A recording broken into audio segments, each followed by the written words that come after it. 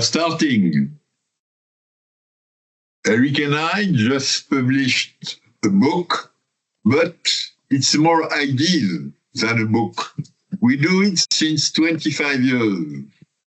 We produce ideas and we call these ideas books. It's a bit old-fashioned, by the way, but I am very old-fashioned. And we do not produce ideas in our office. We produce with other people from the world of practice of our academia. This one, 40 chapters, 50 authors. That's what we can call producing ideas.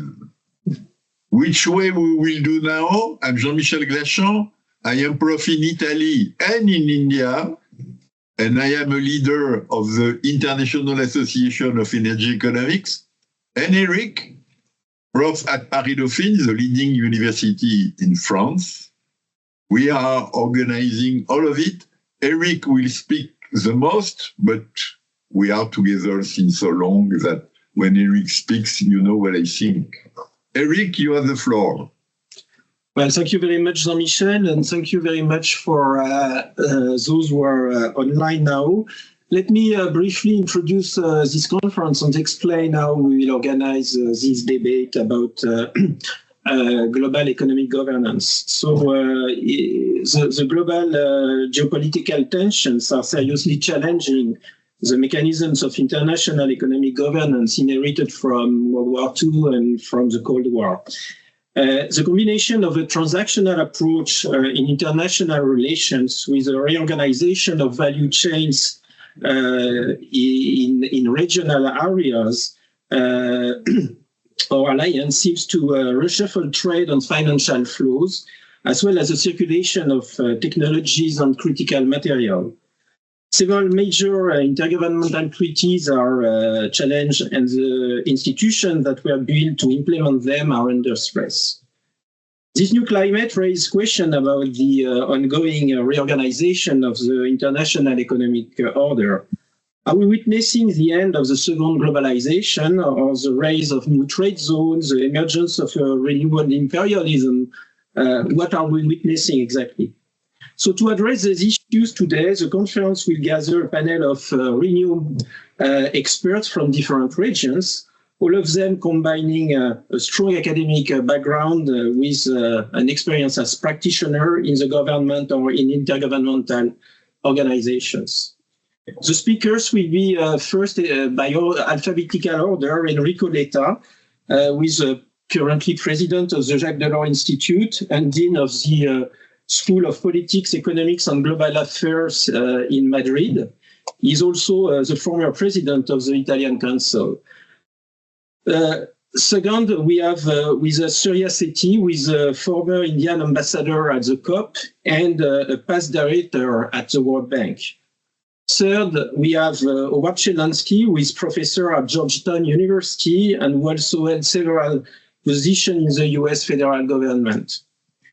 And fourth, we have Mauricio Tolmasquim, who is professor at the University of Rio and former policy maker and regulator in the domain of energy in Brazil.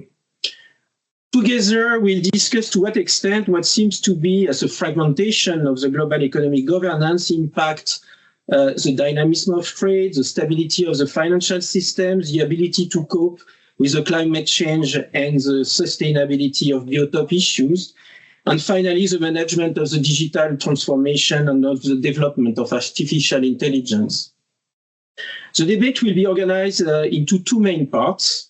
So in the first part, we will discuss this issue of the fragmentation of the global geopolitical order, and in particular of the international economic governance. In the second part, we will discuss how to deal with the two main contemporary challenges that are challenging the mechanism of global governance, the climate change / ecological sustainability on the one hand, and the governance of the digital society and of AI development on the other hand. So as Jean-Michel said, this conference is organized at the occasion of the publication of this Oxford Handbook. And at each part of the debate, I will explain briefly how, in fact, the authors in the handbook address those various issues. So let's immediately switch to the first part of the debate about the fragmentation of international economic governance. So are we witnessing a fragmentation of the global economic order? Are we moving from the imperfect attempt to establish a global governance system favoring economic integration and promoting competition to boost economic growth, innovation, and development, to the emergence of regimes, of regional regimes of economic governance, or to a complete destruction of the global economic order with a substitution of multilateral agreements by bilateral transactional agreements proposed by regional hegemons like the US, China, or Europe. The handbook highlights that fully integrated, consistent economic governance never existed, despite the existence of intergovernmental treaties and intergovernmental organizations like the World Trade Organization, the IMF, and others. Actually, in fact, the multilateral agreements of the past were completed by a large set of regional and bilateral treaties, but also a lot of coordination occurred among a lot of informal coordination was managed beyond the radar among central bankers, regulators, public administration. Also, you had a large involvement of the private ordering in the previous system of global economic governance with industry association, value chains coordinator, merchant and intermediaries, managers of marketplaces, etc. So one of the questions we might ask is to what extent the current geopolitical climate really harms the circulation of goods and technology and financial flows.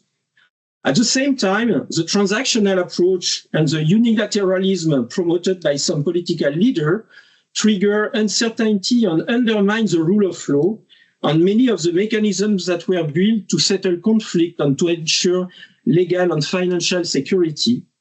And by the way, trigger also the rise of populism and sovereignism, if I may use this word, in many countries. So in the handbook, several contributions highlight the importance, despite the imperfection, of those multilateral agreements of the past that basically were triggering check and balance both internally and internationally. And they basically limited the discretionary power of the executive branch in many, many countries. The condition, of course, for that equilibrium to continue is that obviously the executive branch in most of those countries doesn't dismantle the domestic system of check and balance that, and in particular the independence of the judiciary and of the regulatory agencies that were a large part of the previous economic order. So that's basically the 2 cents of the many authors of this handbook to this part of the debate. Thank you. I'm taking back the chairmanship. I will give the floor first to Surya. You remember that Surya is from India, but he will say what he thinks personally. Then we will go to Mauricio in Brazil, and then to Howard in the US. Enrico Letta will arrive later. Unfortunately for him, he has a too busy day. He can come with us, but only on a limited amount of time. So Surya, the floor is yours for 7 minutes. 7 is unfortunately 6 + 1. Thanks, Jean-Michel, and thanks for having me here and giving me this opportunity to talk to you and give you my views. So indeed, as I see it, the West-centric global economic governance structure is collapsing. And it's collapsing because it stands exposed as a potent tool of neo-colonialism. Oxfam estimates that holding roughly 60% of the central bank reserves in US dollars alone transfers about $1 trillion annually from the global south to the global north. And of this, some $30 million an hour goes to the richest 1% in the global north. The World Bank, that touts poverty reduction as its core mission, recently admitted that there has been no reduction since 1990 in the 3.6 billion persons living below its poverty line of $685 PPP, which currently translates to less than $2 per day in India at market exchange rates. That is 44% of humanity, and in perverse symmetry, the richest 1% of the world holds 45% of global wealth. This disparity, unfortunately, is rising faster than ever before. It is estimated that between 1995 and 2015, the much heralded global supply chains of large corporations extracted $232 trillion in 2010 dollars from the global south, where wage rates were 87 to 95% lower, with limited rights of collective bargaining, and regulations were lax for human safety and environmental damage in extractive and manufacturing sectors. Control of global economic governance empowers the rich to collectively exercise extraterritorial rights under the myth of a stable, rules-based world order, without any responsibility for the adverse impacts of their actions on the global south. The levers of economic governance are weaponized through sanctions, asset seizures, tariffs, and selective responses, reeking of double standards to global conflicts. The same global financial structure that, despite 30 plus years of negotiations, has failed to fund the commitments to address pressing ecological challenges facing the global commons, spends trillions of dollars to mount and support mindless conflicts in the 21st century for narrow geopolitical objectives. A multipolar, regionalized world order is emerging that values self-reliance and strategic autonomy and protects national interest over conformity with externally established norms. Cost will no longer be the sole deciding factor in economic matters. Ownership, reliability, security, and resilience will gain equal importance. South-South cooperation would empower the global South under this evolving new order. Avoiding concentration of manufacturing and technology in a few countries would enable the evolving global order to de-risk supply chains and thereby effectively address tariff volatility and uncertain market access. Technology controls and heightened competition for critical natural resources will create new divisions, and countries will integrate economic and foreign policies to enable domestic strengths and strategic partnerships to work in tandem, thereby surmounting individual challenges. The new rules are not written yet, but the absence of a clear global leader to underwrite global norms and provide leadership, just as it did post-World War II, are clearly visible. International institutions stand weakened because they do not reflect the current global power balance. The rise of national interest and consequent protectionism trumps common challenges facing humanity, and apparent power vacuums are causing instability and conflicts worldwide. So I'll stop here, Jean-Michel. I hope I have done it within your 7 minutes. and happy to take any questions. I was thanking you, Surya, because you are frank with us, the Westerners, but you are also very wise. You know us very well. You have been director at World Bank, etc. And now we are jumping to Mauricio. Mauricio is also very well knowing industry. He has been manager at Petrobras. He is now very near to Eletrobras, and he has been regulator. So we will have two concurrent views on things being not from the north, but being very well organized and dynamic societies. Mauricio, you have the floor. Well, I wouldn't say that the global economic order is collapsing.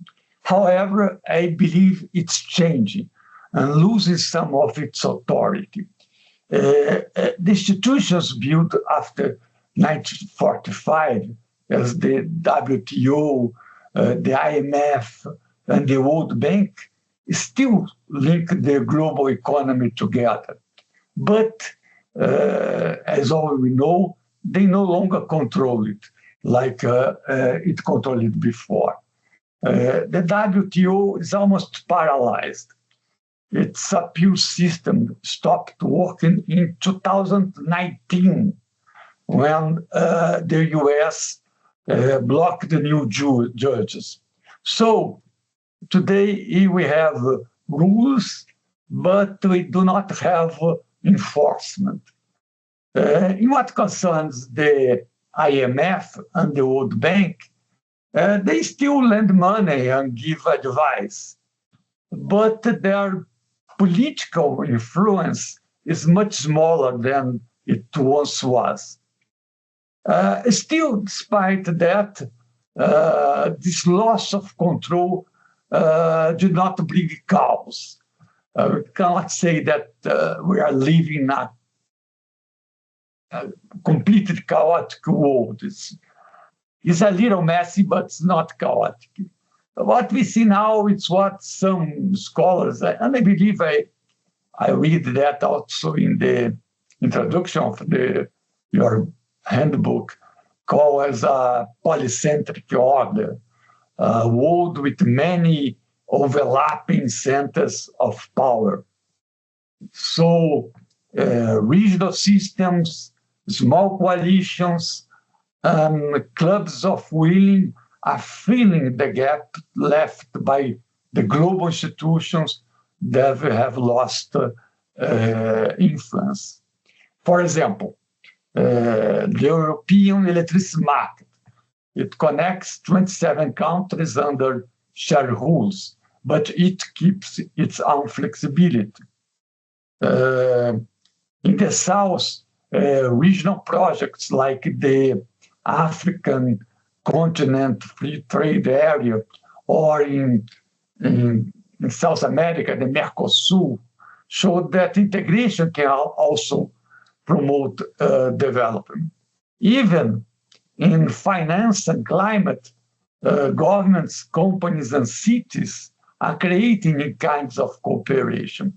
So fragmentation isn't ideal. I don't think it's good fragmentation, but it's how the systems adapt when global consensus fails, and the global consensus is failing for a long time.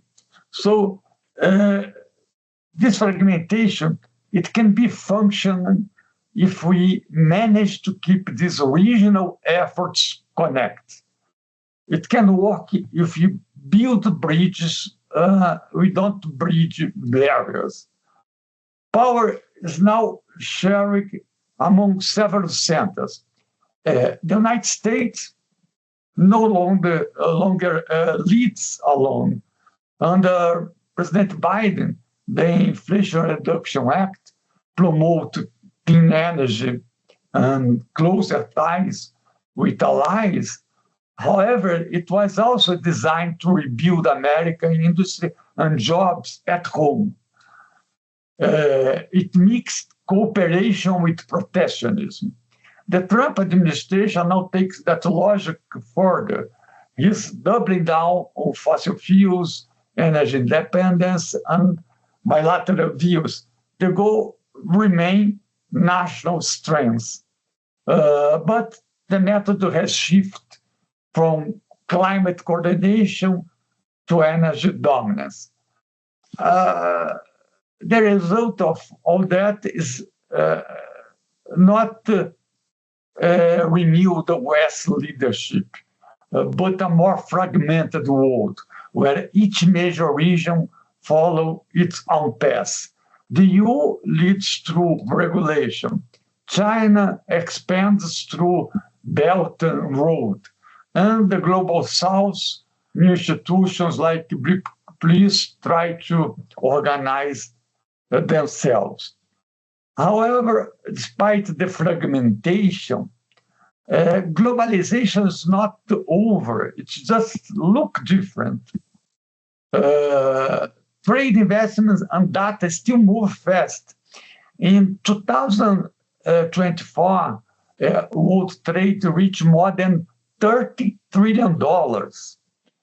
Ports like Shanghai, Singapore, and Rotterdam had record volumes. Brazil here, we imported more than $2.5 billion in solar panels, almost all from China. 99% of our solar modules are from China. So the world is still connected, but it's more selective. Each country is more strategic. Each country is more political. The supply chain are shorter. The trade blocks are stronger. And I can say that I think that trust now matter more than efficiency. In the past, efficiency was, I think, the main goal. But now trust, I think, matter more for many countries. So looking ahead, I think we will see what I can call a functional multilateralism. By that I mean smaller groups of countries working together on specific issues like climate, like energy, or technology, instead of trying to solve everything through a big global system with 109 members or plus than 190 members. What makes the decision very difficult, the consensus very difficult. It's a more practical way to cooperate through focus initiatives such as the G7 Climate Club or the International Solar Alliance or the Global Biofuels Alliance. These smaller coalitions can move faster and deliver results as long as they stay open, transparent, and fair. They cannot be a club that, let's say, not leave any other country to participate. But thank you, Mauricio. You have to give me the floor back. I'm concluding, but this fairness and inclusion matter, but people and country need to feel that they part of the solution, not following someone else's rules. So this I stop here. Sorry for the long speech. It's very important to know what Brazil thinks, even if you are only part of Brazil, because you are one of the new giants with India. Right? You are the two new giants, and we have to take care about everything you think, everything you do. Now we are coming back to the old Western world with Howard. Howard, I didn't see you since a while, but with Éric, we have been part of the fan club of Oliver Williamson. It's really a fantastic era in our life, but also in economic thinking. I will use my 8-1 minutes to follow on the excellent remarks that we heard from Surya and Mauricio, and I would like to pick up on some of the themes that they articulated, but bring this bring digital platforms into this discussion. I do think that we are seeing, whether one wants to call it a breakdown or a realignment, certainly fundamental change in the global order. I think that has been brought about partly through political changes, but also partly through some technological changes that we've been seeing. And I think one of the consequences, and I like Mauricio's framing in terms of trust, is to change the norms and reliability of the way that certain states act. I think that the political changes that we've seen in the United States with a sort of mix of muscular but selective interventionism by the United States government, but also a turn towards isolationism that has the form of, we are going to do what's good for us, and whatever happens to you is your problem. That does break a norm and breaks a notion of trust. When we think about income disparity and effects on global poverty, the dismantling of global institutions like USAID, and that is some degree of flow of wealth from the global north to the global south, and some degree of concern for the fate of the global south, definitely send a signal. And I think it's inevitable that what we're going to see is the kind of regional realignments that Mauricio talked about, and different kinds of bilateral agreements, but also different kinds of sub-global arrangements. I think that these sub-global arrangements, it remains to be seen what they can do for certain kinds of issues that are inherently global. And I think, climate change is one example.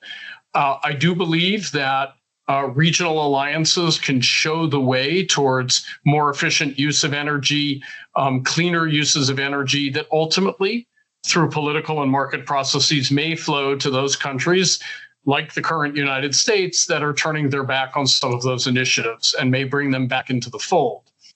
I think when it comes to global technological governance, we're facing a fundamental challenge. And I would like to just mention a few ways in which I think digital platforms and the digital transformation that we are seeing creates some challenges for the global order.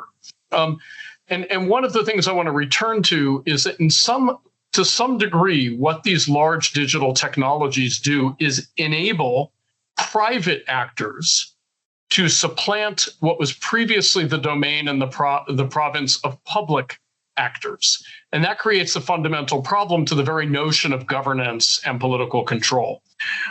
So let's just start with the way that digital platforms disintermediate state involvement with the flow of information and the flow of content and data.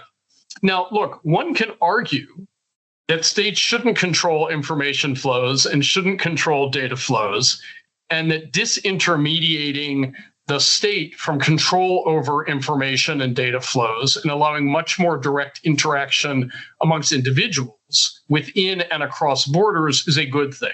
Certainly techno-libertarianism of the kind that's currently very popular in the United States and Silicon Valley, and that has indeed taken on messianic dimensions, would say that disintermediating the state is exactly what technology should be doing. But let's think about how this disrupts fundamental global governance traditions. All states have intervened in different ways. Most states have, even liberal democracies, in media content, in information flows. The U.S. Federal Communications Commission allocated radio station to broadcasters based on a public interest standard. We've seen many different countries require a degree of cultural content and to be concerned about controlling the flow of certain kinds of what they view as harmful content into their borders. When you control the means of communication, the broadcasters, the national systems, you can do that. When people are interconnecting directly through various kinds of digital platforms, that becomes more difficult. China has built a remarkable set of firewalls and sensors, but think of the cost that requires and the constant vigilance, because even within China, people are always evading those barriers and those walls. Many countries cannot put those up or engage in those kinds of controls. Is that a good or bad thing? I don't know, but to the extent that one wants to instill political and cultural norms to the extent that one wants to have some kind of ability for the state to put in place information and certain notions of what the truth is, or prevent harmful content, there is certainly disintermediation from these digital platforms. This is not just on the sort of information flows. It also, the digital transformations have a lot to do with market power. One thing that is fairly interesting is we often are not only putting a greater degree of power over information and over economic actions in the hands of private individuals. When it comes to artificial intelligence, we may be placing a lot of this control in the hands of non-human entities, into foundation models and large language models, where even the developers of those large language models are unable at a certain point to explain exactly how certain answers, responses, content come into the marketplace. Now let's think about how this affects the economy. These are large cross-border platforms that have certain kinds of features and network effects, such that we have a limited number of companies around the globe, some of them of great regional consequence, some of fully global consequence, that actually intermediate not just the information, but the flow of goods and services, how people are directed to certain businesses for things that they wish to consume, to the flow of money from countries out to the marketplaces that are created on these digital platforms. I don't want to say that these evade all state controls, but if you look at the large digital platforms right now, most of them are based in two countries, not entirely, but the United States and China. And to Surya's point, to the extent that there is a wealth flow that flows from this, it exacerbates rather than improves the overall problems with the distribution of wealth globally. To be sure, opportunities are created through these platforms for people to make more money, to profit, and to thrive. But we need to recognize that state intervention and the fact that market power has now shifted to a relatively small handful of digital platforms that have proven quite durable is certainly a challenge to the global economic governance. Just a final note on artificial intelligence. This will be a disruptive technology. To what extent it simply replicates the sort of tipping phenomena that we have seen with some of the digital platforms to date, and to what extent it disrupts them, to what extent it more greatly distributes technological and economic power versus concentrates it, remains to be seen. I am optimistic that it can have a great effect on disrupting and expanding the distribution of this power. But we also need to recognize at the end of the day— You have to stop for a while. I will come back later in my comments to finish. Thank you. Yeah. Ladies and gentlemen, maybe you have noticed that Howard has been chief economist at FCC, the US regulator. Now we are very pleased to welcome Enrico Letta. Enrico is bringing us something we need, which is high executive responsibilities. Enrico has been Prime Minister of Italy, 60 million inhabitants.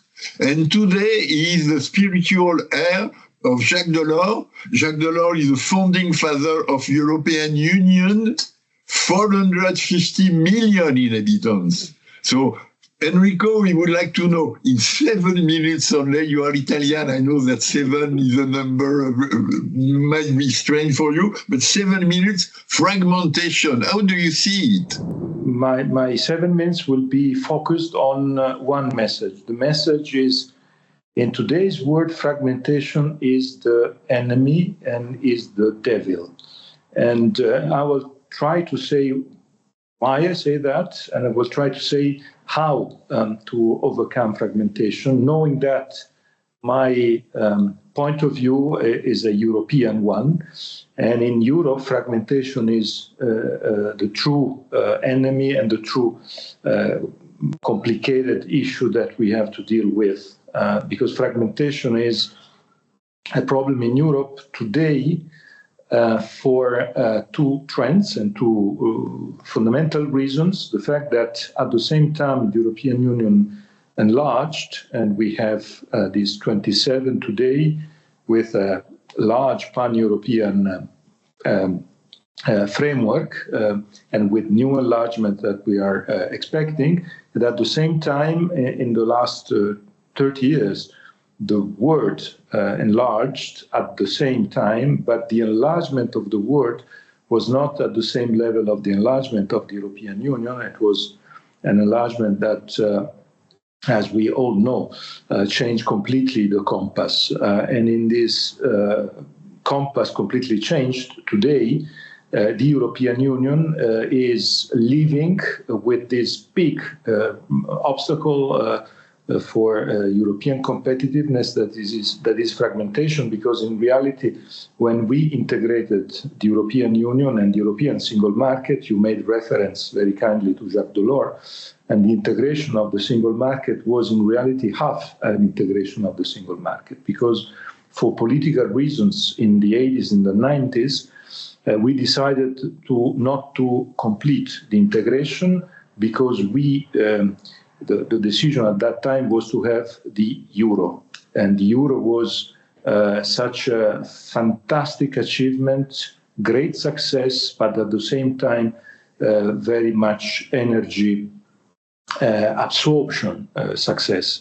And for these reasons, we decided, the European leaders decided to focus on the euro acceptance and postpone the rest of the integration of the single market. In the same time, we had the enlargement, then we had the financial crisis, then Brexit, then COVID, and 25 years after the introduction of the single market, we suddenly understood that the lack of integration of the European economic single market is today one of the big weaknesses. And this fragmentation is a fragmentation that is today a big problem, because we face a world in which big giants are there, and these giants are acting as single countries.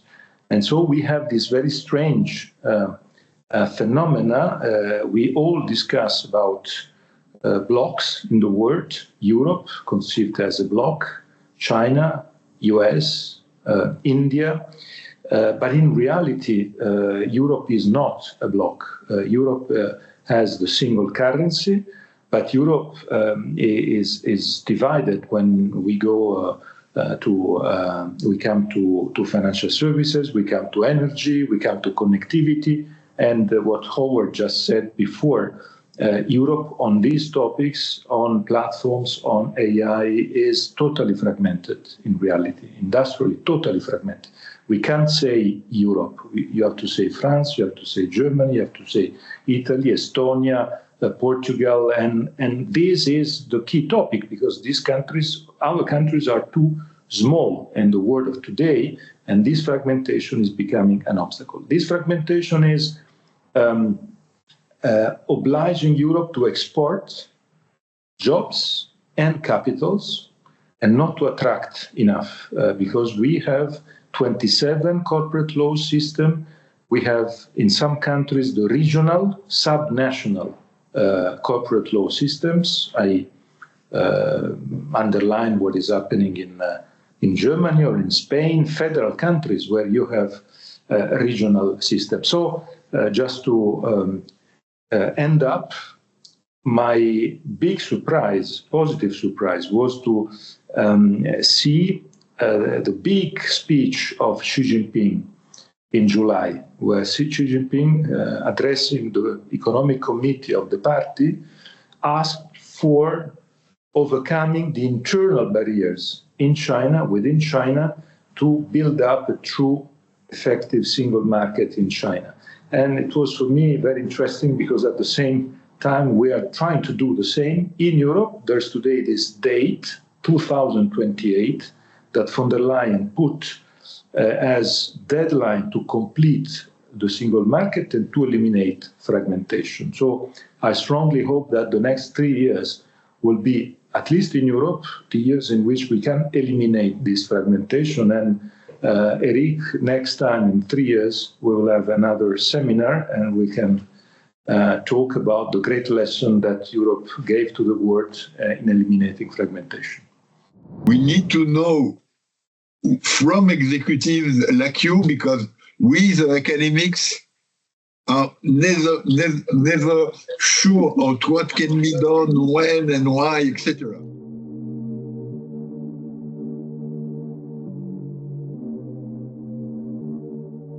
We are now going to discussion among the speakers. We have 4 speakers, and you can take 2 minutes each to react to the other. Fragmentation of the world or not, and then. I think fragmentation is happening. Fortunately or unfortunately, that's the way we are moving. I don't see the kind of cohesion that existed post-World War II to create the international institutions exists today. The regional pressures or the national pressures are pushing us to smaller regional arrangements, whether it's arrangements like BRICS, for example. More such arrangements will come up because you do not have a single global leader who's willing to reliably underwrite the commitments that the international organizations are making. Clearly the US has backed off. And today, not only has the US become unpredictable, people say it is an unreliable partner. So how do you tackle that situation? And as I keep saying, I want to re-emphasize that the basis of unity has to be equity, and that equity has been completely lost. I can reel off numbers as to how the rich have become much more richer than they were 80 years ago when we started this, than they were, and the pace of that differentiation is growing. Now, how do you tackle that? How do you? When we talk about the climate issue, I will again show you what the disparities are between the global north and the global south. I would like to note that the sense of fragmentation that Enrico brings was a little different what I was talking about. He's talking about fragmentation inside the one block, that's Europe, while I think most of us was talking about fragmentation, considering the international trade, the big organization as World Bank and World Trade.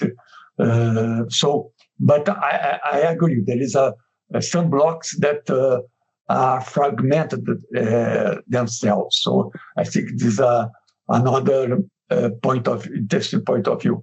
I would like to come back with my point of trust.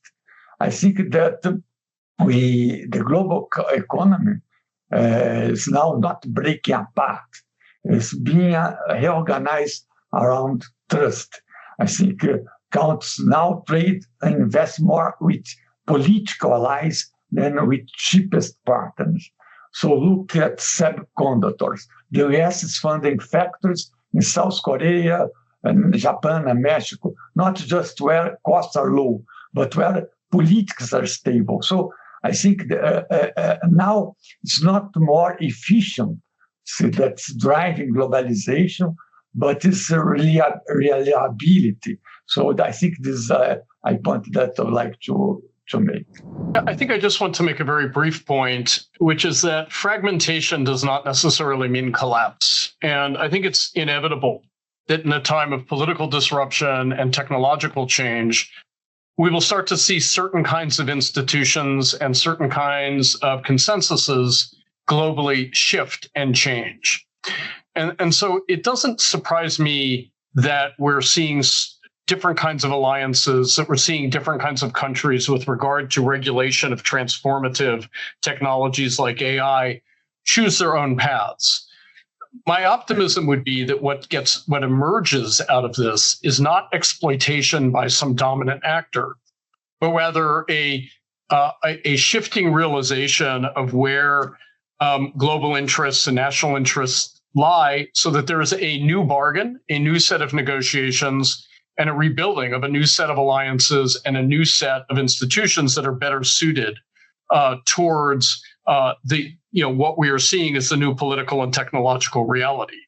I don't know if that will happen. This is a moment of great risk, but I wouldn't view fragmentation as collapse. I would view it as a chance to go back, see what the demands of the new century and the new millennium are, and to see what new alliances rebuild in a way that might be more effective and more equitable, given the challenges we face globally today. Very interesting. First of all, very interesting. I start maybe with this last point by Howard on fragmentation and collapse, and fragmentation that is not automatically collapse. That is, of course, totally correct. My point is related, and I link it to what Surya said at the beginning, to the fact that the world of the international organizations that we are experiencing today is a world where these international organizations were created around a body that was a very small body and very homogeneous body, because the body that created this international organization system was a body in which the so-called West was predominant, totally predominant. And in the last 20 years, 30 years, we had this big change, and this big change is today, in my view, the true topic. When I have to address my European fellow, and try to always use comparison, saying that, for instance, in my country, Italy, or in the country where I am now, in France, in Paris, I see always thinking with glasses of 30 years ago, where Italy or France were countries that were the fourth and the fifth economic power in the world, and where a country like Italy was as big as economically China and India jointly. That is something that is making laughing today, but it is the reality. Today, China and India together are 20 times Italy, and in 30 years ago, they were the same level of Italy, and the same, of course, for France. I strongly believe that this topic is a strong mobilizer of political energies. For my belief in negative terms, there's a strong nostalgia today that is pushing. Sorry if I make reference to we say slogan of the last 10 years of political debates, very, I would say, winning slogans, very successful slogans. That are slogans full of nostalgia for the time where the Western countries were the center of the world. Make America great again, in my view, is exactly that. Is a nostalgia for a time that is no more here. So very shortly, I announced at the beginning of this conference that the second part of the conference is dedicated to the main challenge, or two of the main challenges that is faced by the international economic governance system. And one of them, of course, is a question of the sustainable development, in particular thanks to ecological climate sustainability. And the issue here is that how can we manage to have the different countries and different stakeholders contributing to a common public good, with a famous dilemma of public good contribution. Or contribution to the public good. And second, we'll discuss, but I will give more details later on, but on the development of secure, ethical development of digital technologies, and in particular AI. There are discourse everywhere about the need for developing secure and ethical AI systems, but typically there is a strong need of cooperation around those issues, which is hampered by the strong competition among the different countries and players in the development of AI systems. So I think those two examples of those two questions of international economic governance raise different issues and are interesting to consider because they are in a sense new issues. We are not speaking of the destruction or the fragmentation of previous economic orders. In both cases, we don't really have a previous common governance mechanism. We have some treaties, of course, the Paris treaties and others, but they are seriously challenged by the current situation. So what are the way to address both issues? We'll discuss that in the second part of this conference. Is a sort of miracle. I'm not an expert on the two. I just try to say why on the sustainability issue, one of the most interesting new examples of institutional new order is based on the COP system. I'm a great fan of the COP system. I think the COP system is something new, something that is combining the role of institutional organizations and at the same time the role of member states. And COP is the way that we strongly need to involve all countries and also, I would say, the new superpowers in taking responsibilities and in being part of the solutions. It's not by chance that the Paris Agreement was done with the fundamental role of big new superpowers. And in my view, that is one of the most important issues, and I would like to underline this as one of the takeaways maybe of this conversation for me, is that we have to find the way to strengthen the COP system. Knowing that the COP system is a complicated system, because, for instance, it's a system where you have in the hands of scientists the most complicated diplomatic negotiations. And it is not usual or is not natural for a scientist to be a good diplomat.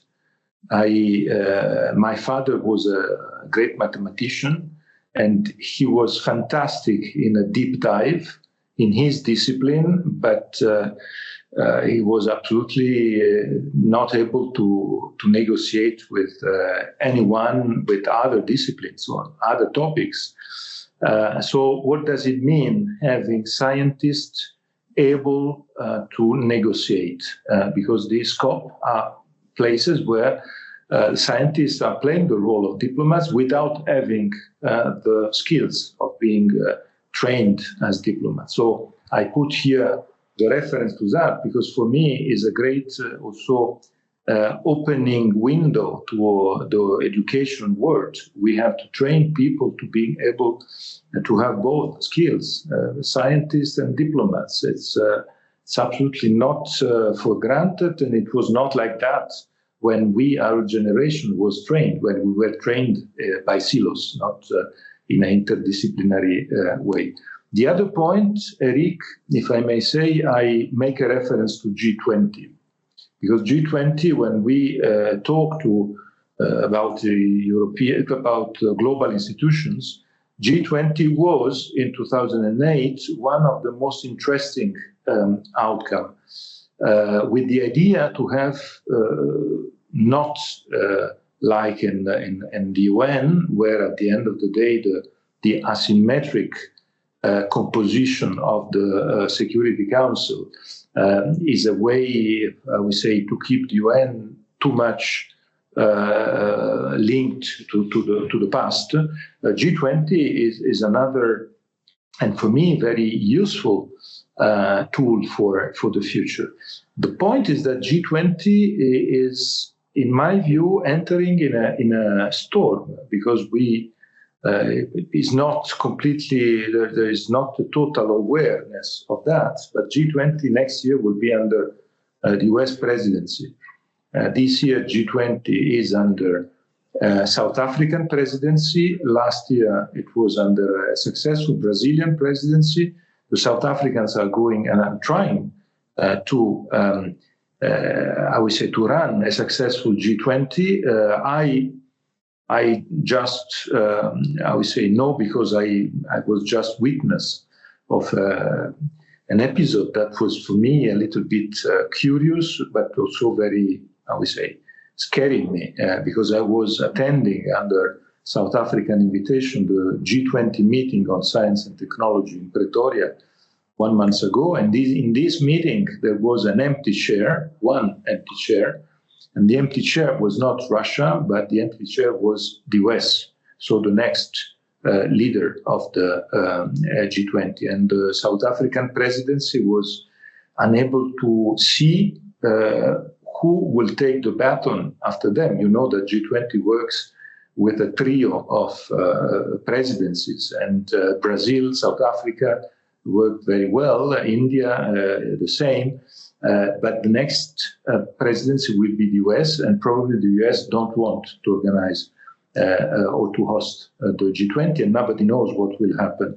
And in reality, these two examples, and Éric, I stop here, are for me the most interesting examples, because COP on the one hand and the G20. And the G20, first of all, the one I attended on science and technology was really very interesting also to share ideas on how to discuss about the new technologies, the role of artificial intelligence, as Howard just mentioned before, and the risk to have the collapse of this new organization, G20, very modern, and with the possibility to involve all the big countries and the big new superpowers, for me is one of the most scaring parts. So I end up by saying that these two are interesting, I think, are interesting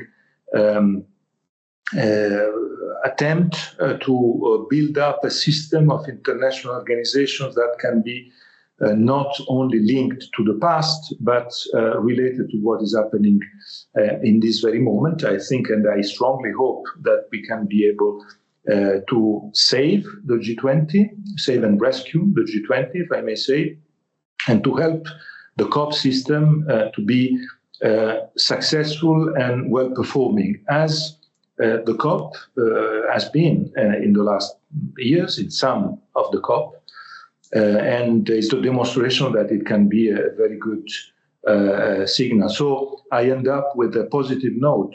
These two are the demonstration that the world of today is able to invent new tools in the institutional world, and I think we have to work in that direction. Thank you very much.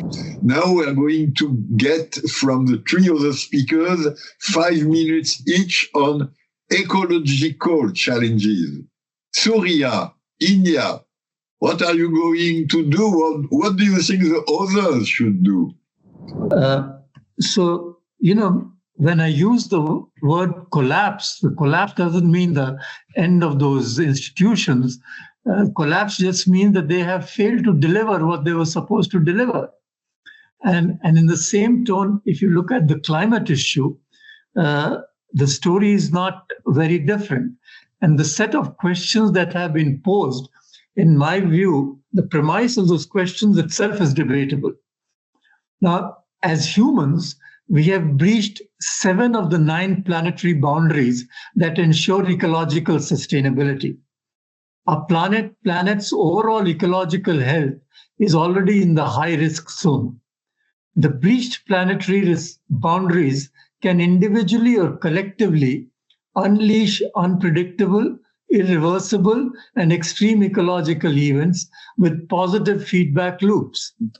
Additionally, Could you activate your camera, Surya? beg your pardon? Could you activate your camera? Oh, has it also gone off? Yes. I didn't realize that. 1 second, I will try to do that. Please do. No, my camera seems to be on, but I don't see my picture. Yeah. If you cannot speak, that's fine. It's back. But yeah. So it seems like the camera is back. Go on. Go on. So as I said, the premise of 7 of the 9 planetary boundaries have been breached, and each one of them can individually, create these irreversible, unpredictable, and extreme ecological events with positive feedback loops.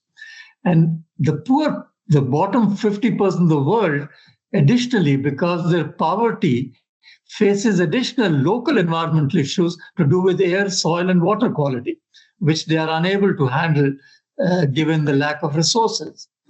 Now, atmospheric carbon concentrations, which is only one of the 7 breached planetary boundaries, has been the primary focus of global negotiations for over 30 years. And I've been part of those negotiations. And much as I respect the COP process, again, the outcomes have not been there. The GHG emissions, when we started these negotiations, the GHG emissions today are 70% higher than they were 35 years ago. And over this period, and these emissions are still growing. They are not yet even, we've not even come to a stage where they have stopped growing. They are still growing. And climate science is requiring that these emissions be reduced by 50%, 55% from current levels by 2030. Now, if we have not done this in 35 years, it's unlikely that we are going to deliver this in the next 5 years. So I don't know what we are talking about and which Paris Accord we are, hanging our hopes on. There is no agreement in place to deliver this 55% reduction over the next 5 years. The rhetoric for 2050, people are talking of 2050 and beyond, Greta Thunberg notwithstanding, has questionable scientific validity. I don't think that we have time up till 2050 to do what we are proposing to do by 2050. The Framework Convention itself, adopted by the UN member countries through respective legislative processes, established differentiated commitments for Annex 1 and non-Annex 1 countries based on historical responsibility, respective country capabilities, the right to development, poverty eradication, and mandated means of implementation. These bedrock principles stand diluted today to non-binding voluntary contributions under the Paris Accord, which simply pay lip service to the equity-driven differentiation that was originally the design of the Framework Convention. So once again, just as the international institutions, the primary driver of equity is missing in these discussions. Now, I will illustrate this by a few examples to you. We are in a very peculiar situation today where China, which is less than $200 per capita away from being defined as a rich country, is still a non-Annex 1 emerging economy, accounting for 30% of global emissions. And this 30% is larger than the combined emissions of the entire developed world. And then you look at India, which is on the threshold of becoming the 3rd largest world economy, with 21% of China's GDP, placed at the median of the lower middle income countries, is home to every second climate vulnerable human being on this planet. So your 3rd largest economic country is going to be home to every second climate vulnerable human being. So I don't think we seem to be understanding the nature of the problem that we are in.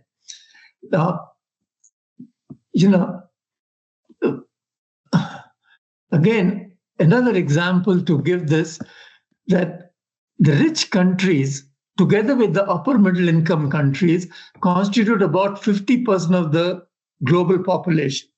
And they still account for 85% of the current emissions, the upper middle income countries and the rich countries. The bottom 50% of the world accounts for just 15% of the emissions, and India sits in this bottom 15% of the world, the third largest, soon to be the third largest economy of the world. Now, consumption causes emissions, but the growth model that we have even today depends upon raising the consumption, especially the already unsustainable consumption of the top 15% of the world. Even though the richest 1% emit as much as the bottom 50% of the world does, this rich class is looking for solutions to the bottom 50% of the world to solve the problem. And there is no solution in that bottom 50% to solve this problem. Surya, we have to stop there. We got your message. Okay, I can come back to this, but just one last point. If you like, allow me to make one last point. Energy demand in 2050 is projected to be about 35% above the current levels. And 60% of that higher demand is still going to be met by fossil fuels. So the best scenario we have for 2050 is an 80% dependence on fossil fuel relative to today. So if we today are consuming 100 units of fossil fuels, we'll still be consuming 80% of fossil fuels in 2050 at best. Now that is the nature of the problem which we are not addressing.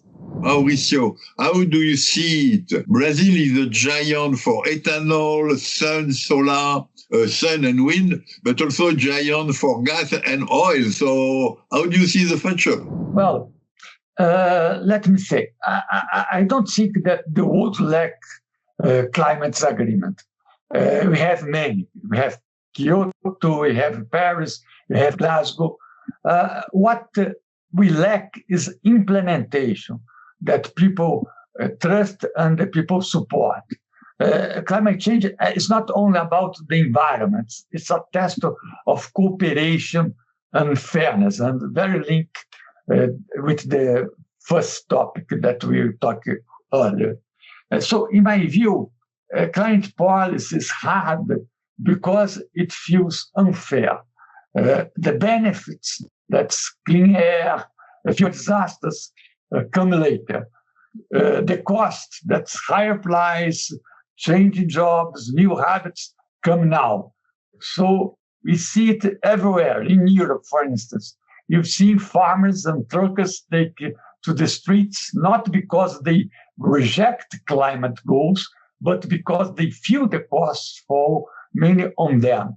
In the United States, the Inflation Reduction Act supports clean energy, but it also creates trade friction with the United States allies.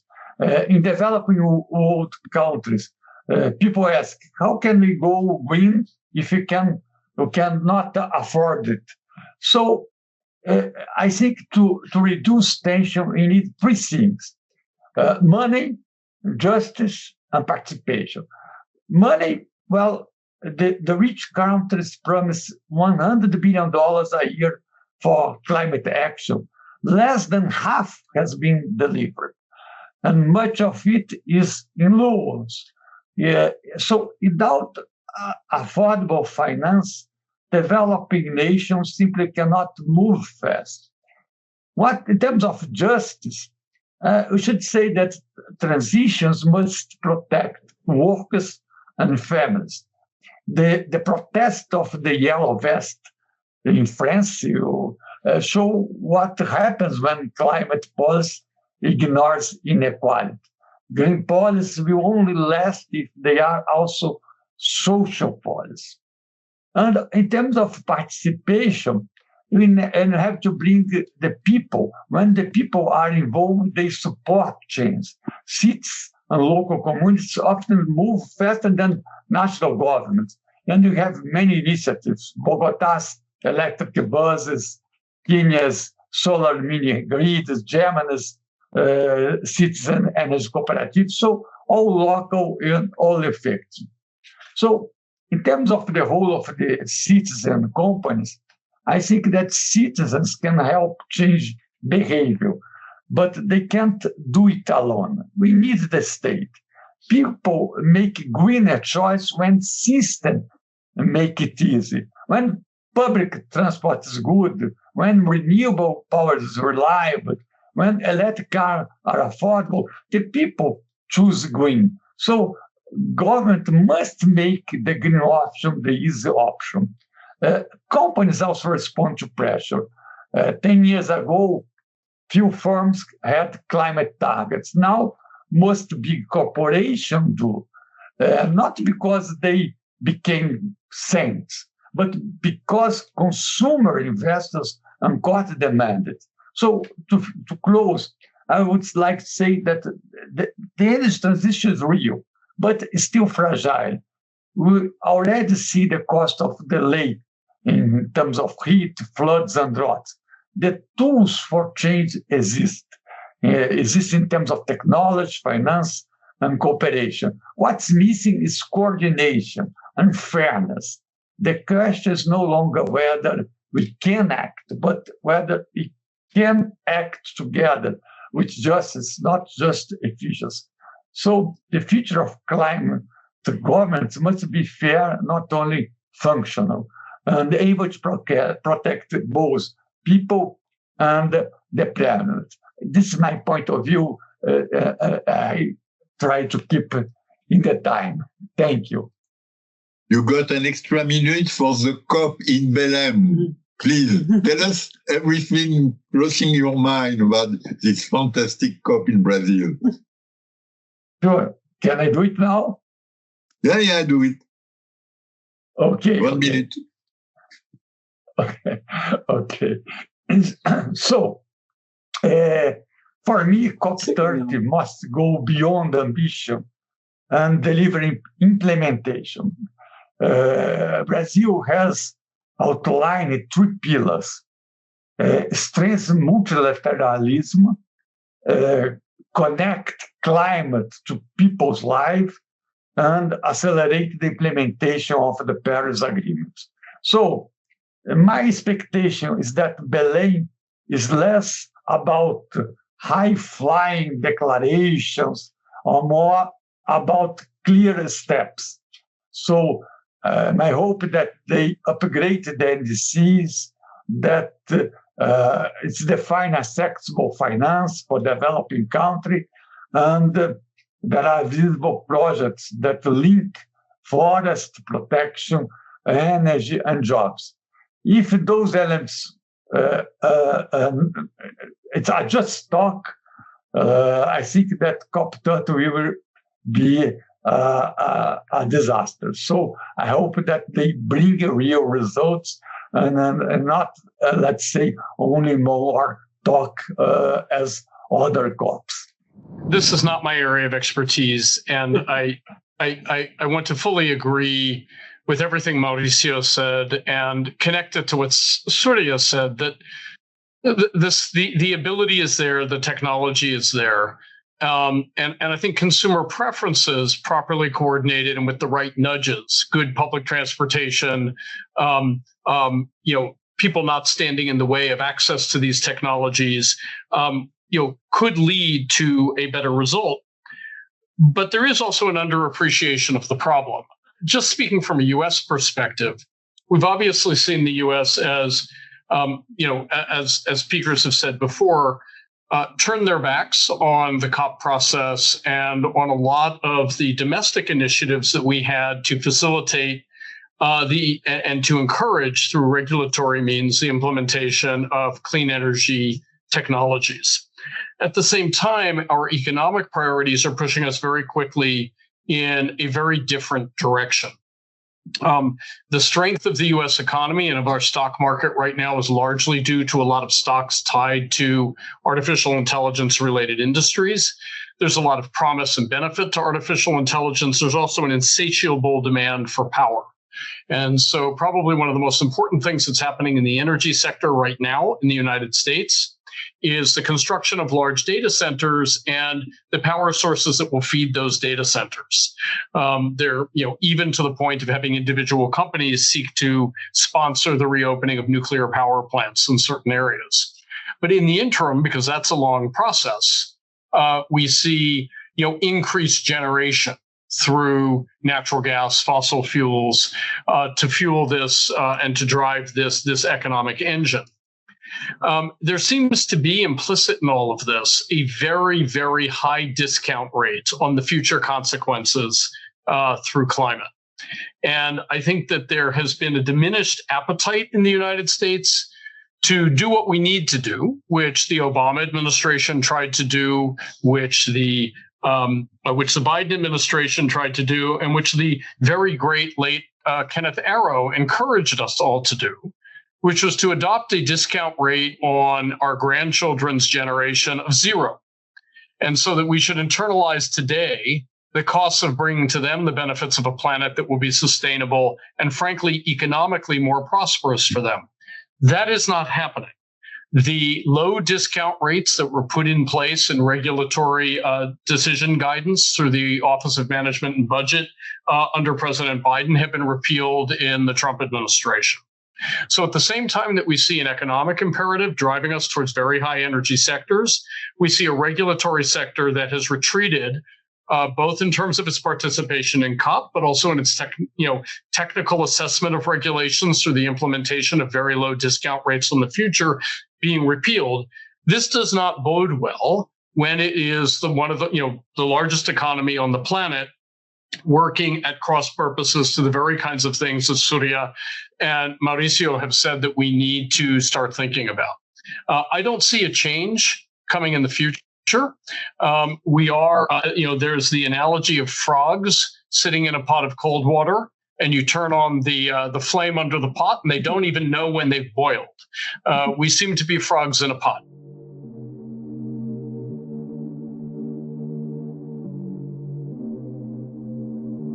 We have 5 minutes general discussion.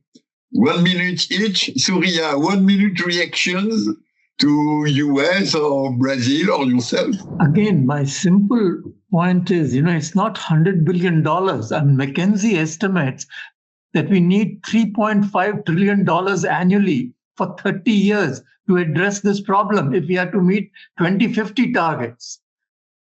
And 3.5 trillion is additional money. 5.7 trillion is redirected money from present things to the new technologies that we are talking of. This is not happening, and this cannot happen in the bottom 50% of the world.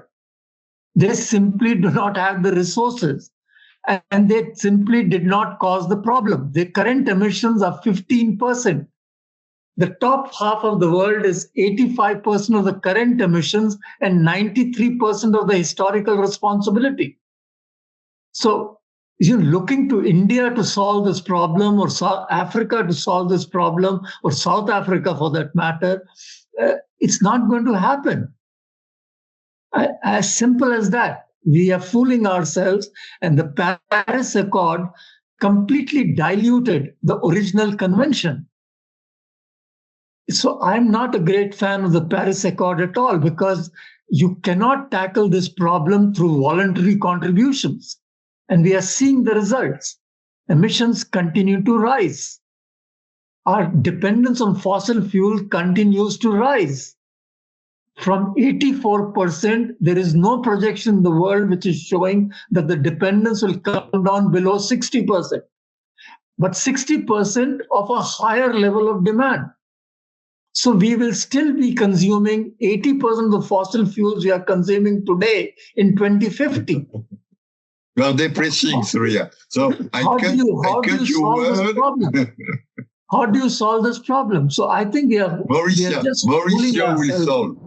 I cannot solve the problem, unfortunately. But, I wanted to make a small thought. Let's say, I think that we need more, let's say, regulation. I think that the companies act when incentives are clear. In other words, the market follows the rules of the game. So this happened here in Brazil. Well, when I was in the minister, I created the auctions to buy contract wind and solar energy. And there was a huge increase of capacity. Now, India expanded solar auctions and has guaranteed long-term tariffs. And you saw private investments in renewable triple within 5 years. So companies don't change out of goodwill. They change when rules and profit align. So we need carbon prices, green bonds, tax credits. We need economic instruments, incentives, and penalties to make the things move. So while you don't do that, I think we are going to stay in the same place. Thank you. We're going to see Howard. Can we save the planet with carbon price? And will carbon price happen someday before 2090?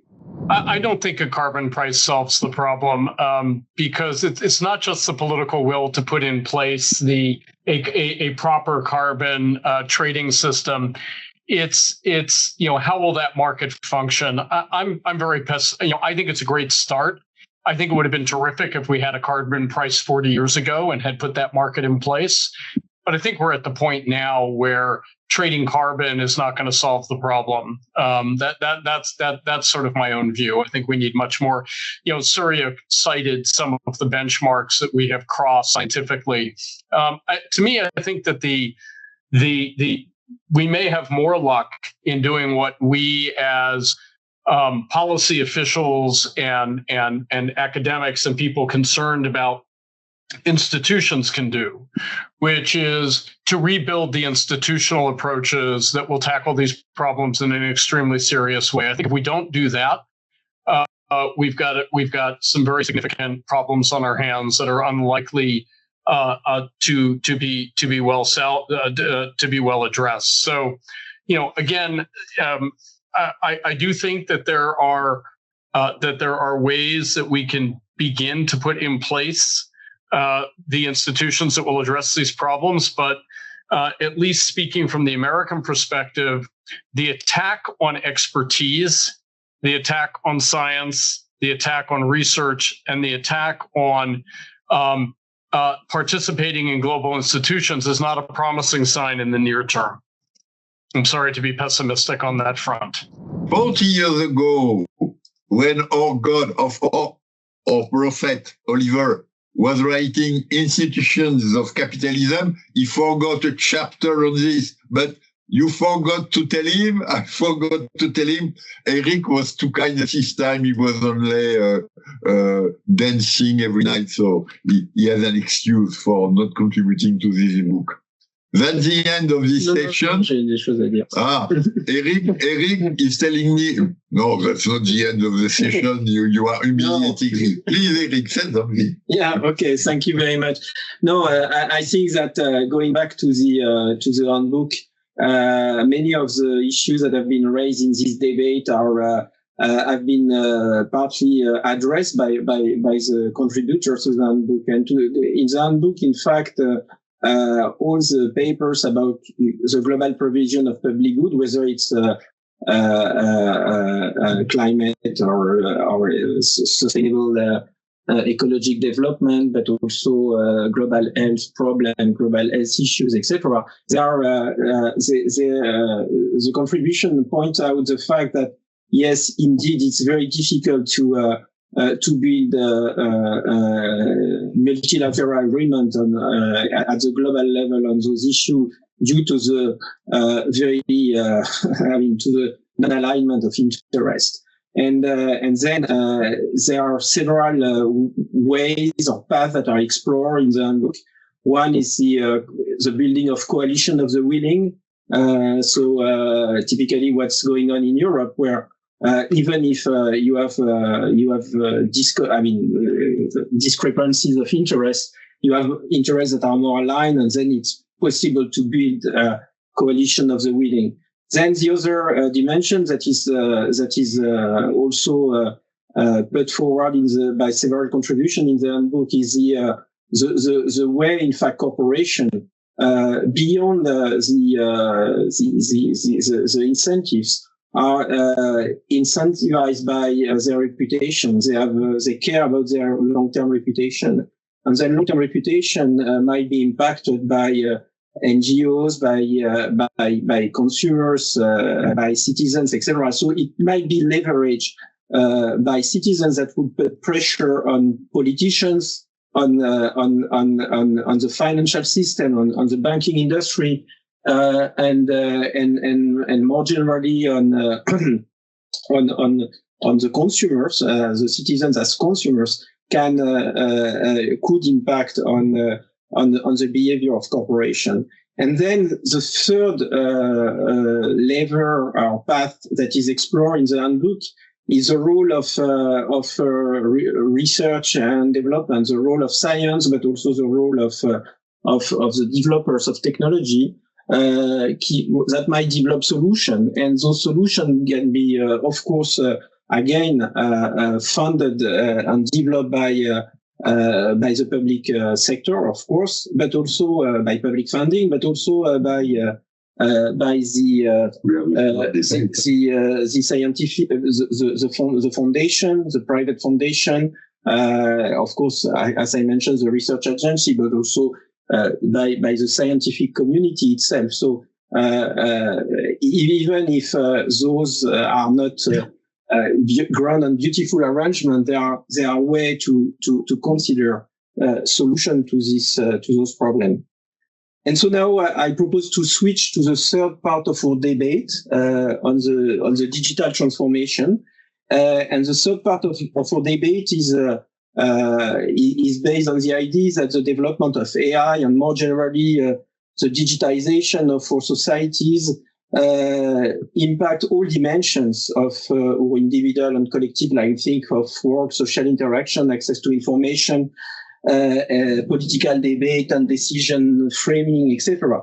And it has strong impact on health, on inter-individual relationships, and the social and political cohesion, and economic imbalances, and fundamental rights, on collective security. So clearly, the digitization of our societies trigger a discussion on the governance and regulation of those technologies, aimed at framing the technological development, the use of technology, and the strategy and practice of tech firms, with two very important dimensions. On the one hand, this is the balance between development of experiment and experimentation, and more generally the dynamism of innovation, and safety, and the regulation of safety and the social control on technological development. And the second dimension, or the second trade-off, is the tension between social responsibility and sovereignty. And the contribution in the handbook on that point highlight two challenges, in fact.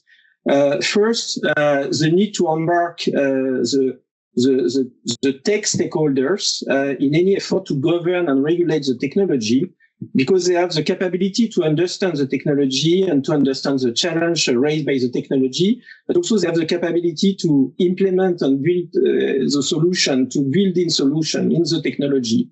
But in fact, the problem is that the contribution in the handbook point also the difficulties to do so, because of the de facto power and transnational nature of those corporations. They are largely global. They are largely global and beyond the control of most government. And the second point that is made by the contribution to the handbook is the inherent tension between government and political institution will to oversight the development of the technology and to impose constraints on players, and the strategic necessity for each government, for each industrial system to develop sovereign capabilities on the matter, which, of course, de facto reduce the incentive to control the tech players.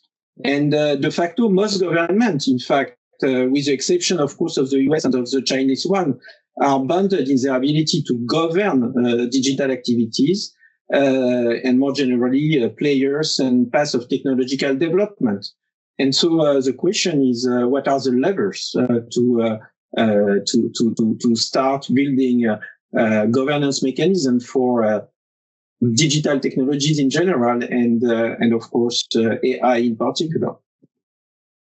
Okay, we will change the rules. We will start with Howard because you are really the country with digital. Then we will go to Brazil. We will end with India because India might be one day a giant with digital affairs. Howard, 5 minutes.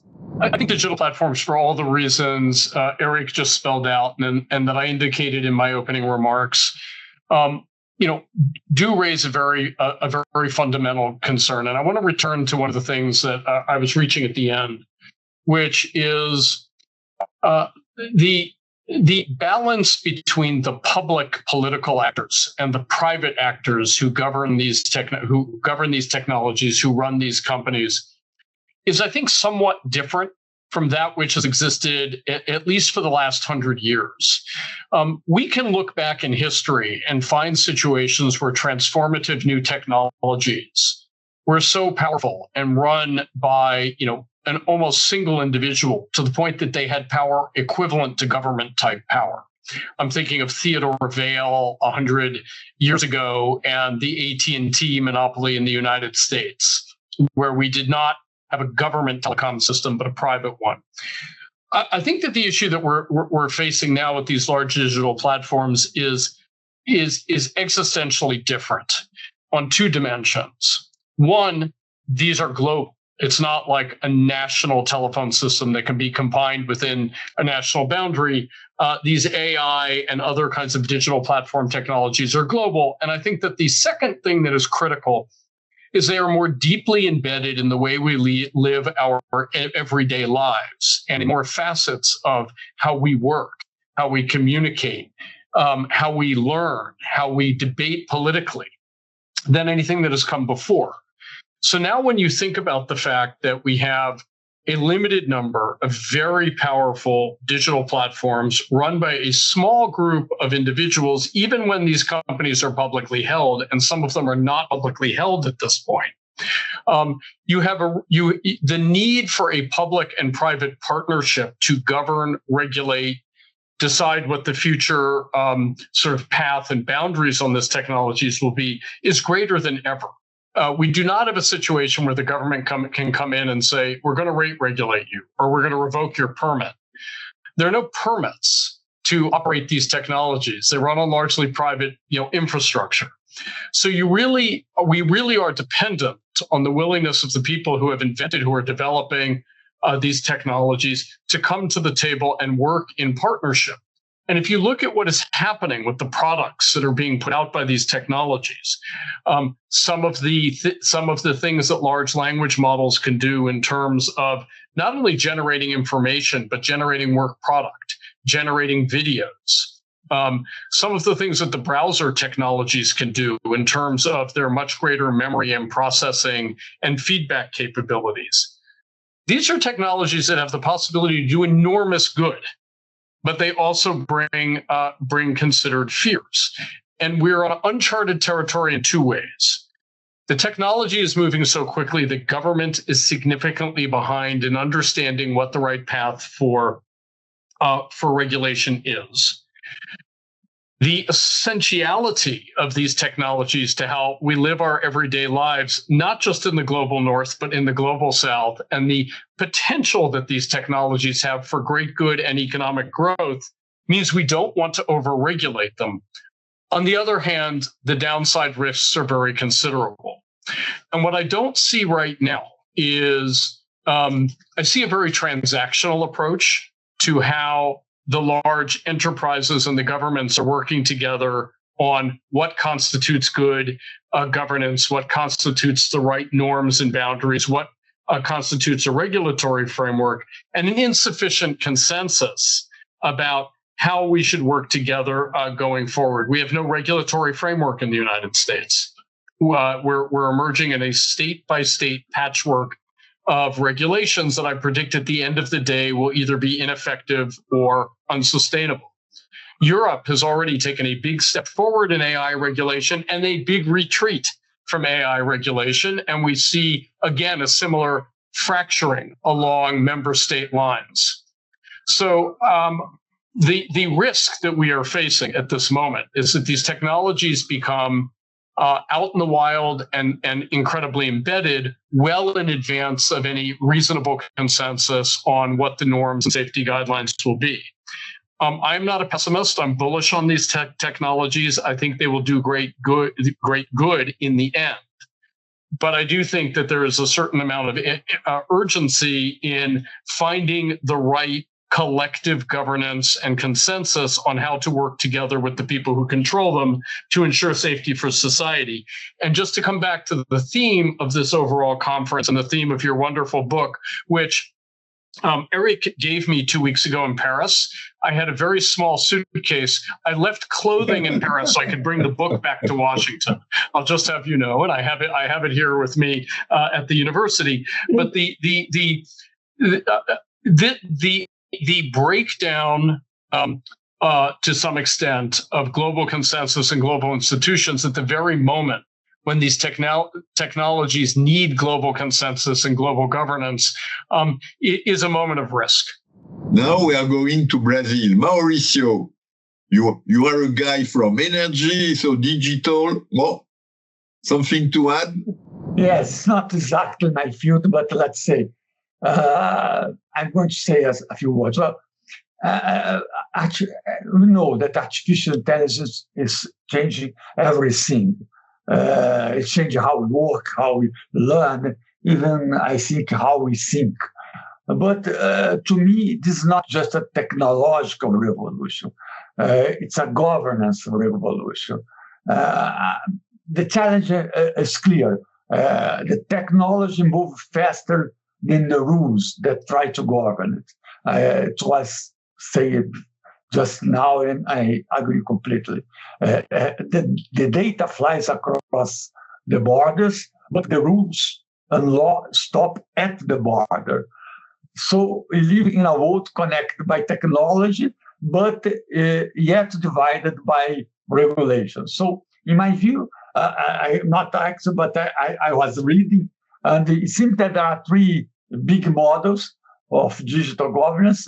The United States innovation, innovation comes first. So the motto for me, it seems that move fast, fix later. So that approach is very efficient, creating giants like Google and OpenAI, but also brought privacy and monopoly issues. In Europe, it's the opposite. Protection comes first. So the GDPR sets strict rules on personal data. Now the AI Act adds transparency, safety. Europe likes to regulate early. Some say it's too early, but the goal is clear, to protect people. Then there is the third model in China, the state leads.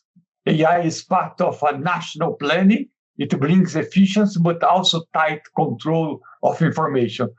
These three models shape global rules, but they rarely coordinate. Most of the global south follows standards it didn't write. Take Brazil, for instance. We borrowed a lot from Europe, the GDPR, but we're adapting, building our own data authority and work with EU. Another point, I think, is we must avoid a digital Cold War. If the US, China, and Europe build separate systems, the global economy will split. We already see this with the semiconductors, where trade limits are cutting supply chains. The same could happen with AI. What it needs is interoperability. Yes, I mean by that, different systems that still work together. AI is not just about economics, it's about power. Algorithms decide what we read, decide what we pay, and even who gets hired. That gives companies and governments a huge influence. We need transparency and accountability. Europe demands that platforms explain how the algorithm work. The US rely more on market and costs. China prioritizes control and stability. Each model has value, but none of them alone can balance innovation and fairness. So finally, a simple thought. AI is a tool, not a destiny. It can concentrate power or it can share knowledge. It depends on how we govern it. The future will belong to those who join innovation with inclusion. We can't stop technology, but we can guide it to serve democracy, fairness, and development. And I think this is the big challenge for us now at the moment. Thank you. South America is more optimistic than North America. It's noticeable. But now India, because each time I meet young people in India, they are so fantastic, they are well educated, they are so good, they have all the professional skills, they are really fantastic. But will it change anything regarding digital affairs? Jean-Philippe, as you know well, this is not my area of expertise, and my limited comments on this should be seen in that light. But responding to the specific question that was raised in the documents that were shared with us, my view is that regulating AI, especially generative AI, is far trickier than the comprehensive GDPR, where Europe clearly took the lead and others followed. Safety considerations in regulating AI far exceed the protecting rights, far exceed the simple protection of rights of individuals. They cover a wide variety of social, economic, and political risks.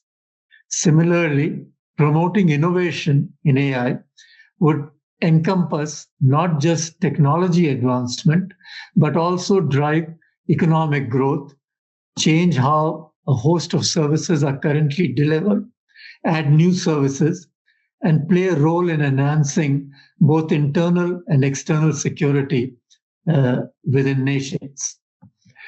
Hence, Europe would learn, in my view, from the fragmented, piecemeal, and sector-specific approach of the US in this area, and the more centralized and iterative approach of China that focuses on national objectives and priorities. What I personally find worrisome is that AI has potential to widen the already huge gap between the haves and the have-nots by concentrating benefits in the richer countries through a widening of the data divide that already exists. AI could also undermine democratic processes through misinformation or create exclusions and build biases in delivering various services that are currently being delivered. Health services is one such example. AI is already raising geopolitical rivalries and conflicts through protectionism and by empowering cyber warfare and autonomous weapon systems. And in the absence of robust regulatory frameworks or regulatory frameworks that fail to keep up with the speed at which technology is changing, AI could empower non-state actors, including large corporations, to undermine broad public interests. Accountability would be hard to assign given the black box algorithms that lack transparency. So we are indeed entering a brave new world with apologies for my pessimism, On most days, I feel happy that I'm 76 plus and will soon escape the challenges that the current global order and indeed Mother Earth, as we call our planet in India, is facing today. So I will stop there because, as I said, this is not my area of expertise. Thank you, Surya, for training your grandchildren in the best possible way. But to see the results, we won't be there. You and me, we won't see the results. But our grandchildren will get the appropriate light.